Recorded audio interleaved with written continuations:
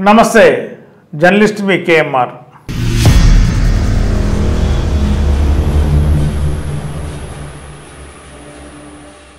ఇప్పుడు ఏపీలో తెలుగుదేశం గవర్నమెంట్ అధికారికంగా మరి ముఖ్యమంత్రిగా 12వ తేదీన చంద్రబాబు నాయుడు గారు ప్రమాణ స్వీకారం చేయబోతున్నారు.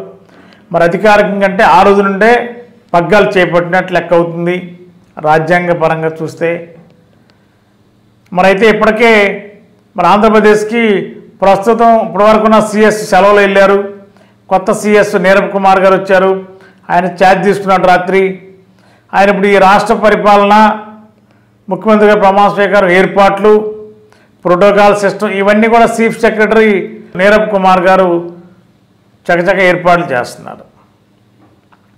1 by 1 శాఖల వైజ్గా గత గవర్నమెంట్లో వైఎస్ఆర్సీపీ ప్రభుత్వంలో అప్పటి ముఖ్యమంత్రి వైఎస్ జగన్మోహన్ రెడ్డి గారితో అంటగాగిన ఐఏఎస్లు ఐపీఎస్ల జాబితాని లిస్ట్ అవుట్ చేశారు.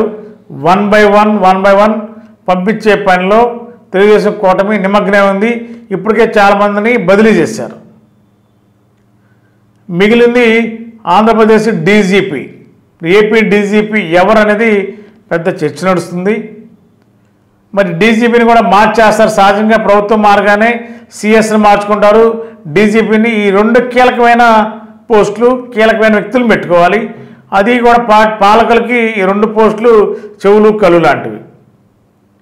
కాబట్టి చీఫ్ సెక్రటరీ యంత్రాంగం రాష్ట్రం అంతా పరిపాలన చూస్తాడు గవర్నమెంట్ సైడు. డీజీపీ పోలీస్ శాఖని పోలీస్ బాస్గా ఉంటారు. ప్రస్తుతం ఉన్న ఏపీ డీజీపీ హరీష్ కుమార్ గుప్తా గారే కొనసాగుతున్నారు డీజీపీగా అనేది మనకున్న సమాచారం. మరి చంద్రబాబు నాయుడు గారు వేరే వ్యక్తిని డీజీపీకే పెట్టాలని ఆలోచన చేసినప్పుడు కూడా మరి మనకున్న సమాచారం అయితే కేంద్రంలో ఉన్న బీజేపీ అధినాయకత్వం మరి ఎన్నికలకు ముందే హరీష్ కుమార్ గుప్తా గారిని ఏపీ డీజీపీగా పెట్టాలని చెప్పి ఏ విధంగా ప్రతిపాదన చేసి ఆ రోజు డీజీపీకే పెట్టారో అదే డీజీపీ గారిని కొనసాగాలి ఏపీలో అని చెప్పి కేంద్రంలో ఉన్న బీజేపీ అధినాయకత్వంతో పాటు తాజా మాజీ కేంద్ర హోంశాఖ మంత్రి కనుసనల్లో కేంద్ర హోంశాఖ మంత్రికి చాలా దగ్గరగా ఉన్న నార్త్ ఇండియన్గా పేరున్న హరీష్ కుమార్ గుప్తా గారే ఎన్నికలకు ముందే డీజీపీగా నియమించారు. రాజేంద్రనాథ్ రెడ్డి గారిని పంపించిన తర్వాత ఇదంతా ఆ రోజునే ఢిల్లీ నుంచి కేంద్రంలో కీలకంగా కావాల్సిన డీజీపీని అక్కడ వేసుకుని ఈ రాష్ట్రంలో కూటమికి అనుకూలంగా ఉండేలా అనేక రకాల ప్రయత్నాలు చేసినది ప్రచారం జరుగుతున్నది వాస్తవంగా కనిపిస్తుంది. ఈ ఘటన వినగానే మరి ఈ నేపథ్యంలో ప్రస్తుతం ఏపీ డీజీపీగా హరీష్ కుమార్ గుప్తా గారు ఉన్నారు కాబట్టి ఈయనే కొనసాగబోతున్నారు. ఆయనకు ఇంకా 1 year సర్వీస్ ఉంది రిటైర్మెంట్ కావడానికి. కాబట్టి చంద్రబాబు నాయుడు గారు కొత్త డీజీపీని పెట్టే ఆలోచన ప్రస్తుతానికి విరమించుకున్నట్లే. ప్రస్తుతం ఉన్న డీజీపీ హరీష్ కుమార్ గుప్తా గారే డీజీపీగా కొనసాగనున్నారు. దీంతో సిఎస్ డీజీపీ అనేది చంద్రబాబు నాయుడు గారు క్లారిటీ వచ్చినట్టే.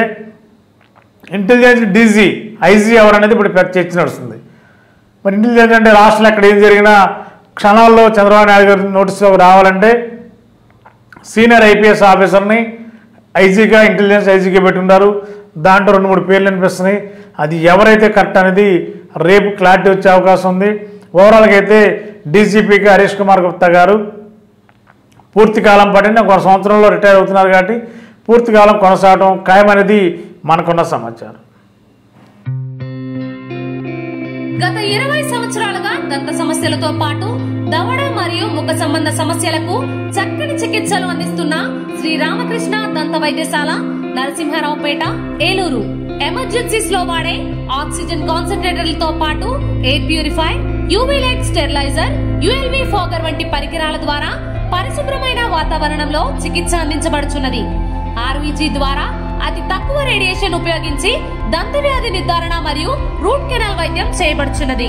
డెంటల్ లేజర్ ద్వారా కుట్లు లేకుండా సర్జరీలు, ఇంప్లాంట్స్ కిట్స్ ద్వారా పళ్ళు లేని వారికి ఫిక్స్డ్ దంతాలు, రూట్ కెనాల్ చికిత్సలకు ఎండో మోటార్ వంటి ఆధునిక పరికరాలు కలిగిన నమ్మకమైన డెంటల్ క్లినిక్. అత్యంత ప్రామాణికమైన ఆటోక్లేవింగ్ పద్ధతిలో శుభ్రపరిచిన ఇన్స్ట్రుమెంట్స్ వాడడం మా ప్రత్యేకత. దంత సమస్యలకు చికిత్సతో పాటు విరిగిన దవడ మరియు ముఖ ఎముకలకు చికిత్స, ఎత్తు మరియు వంకర దవడలకు కాస్మెటిక్ సర్జరీ, యాక్సిలోఫేషియల్ వంటి చికిత్సలకు చిరునామా శ్రీ రామకృష్ణ దంత వైద్యశాల, వేములపల్లి రెసిడెన్సీ అపార్ట్మెంట్,